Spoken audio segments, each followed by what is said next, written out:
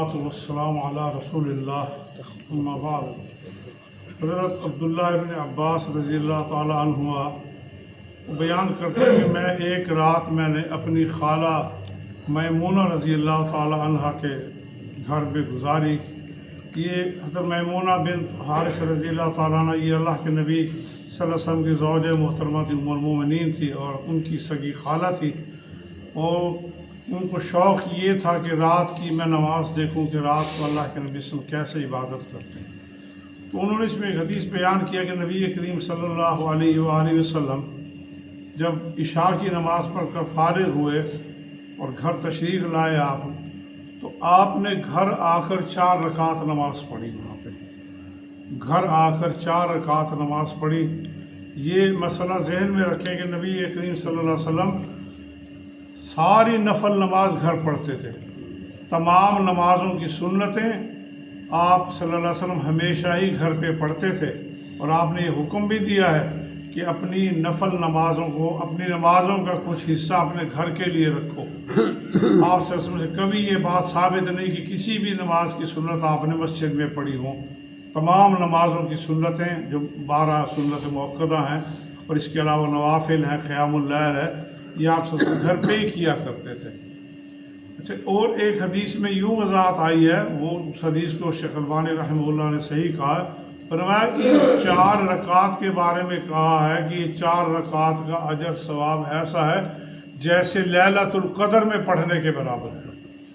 بڑی یہ عظیم حدیث ہے، ایک بڑے عالم نے بیان کی ہے اور اس نے کہا یہ صحیح حدیث ہے، مصنف ابن شیبہ میں ہے، یہ روایت موجود ہے کہ ان 4 رکعات کا ثواب بتلایا اتنا ہے کہ جیسے لیلۃ القدر میں پڑھی گئی 4 رکعات ہے۔ اب یہ روزانہ بندہ حاصل کر سکتا ثواب، گھر پہ پڑھ لے، جا کے مسجد میں پڑھ لے، کوئی پابند، بعض لوگ پابندی کرتے ہیں کہ مسجد میں پڑھے، ایسی کوئی بات نہیں ہے کہ مسجد میں پابندی والی بات کر دیں، وہ حدیث صحیح نہیں ہے، بلکہ آپ سب نے یہ 4 رکعات نماز جو ہے گھر پہ ہی پڑھی تھی۔ تو بندہ کوشش کرے اس اجر عظیم کو حاصل کرنے کی، ورنہ لیلۃ القدر پانا ہی مشکل ہے۔ ہم تو رمضان میں تلاش کرنی پڑتی ہے، اللہ کی توفیق ہوتی ہے جسے مل جاتی ہے، لیکن یہ اجر و ثواب ایسا ہی ہے، تو اس میں تو کوئی شک والی بات نہیں، آپ کی زبان مبارک سے بات نکلی ہے۔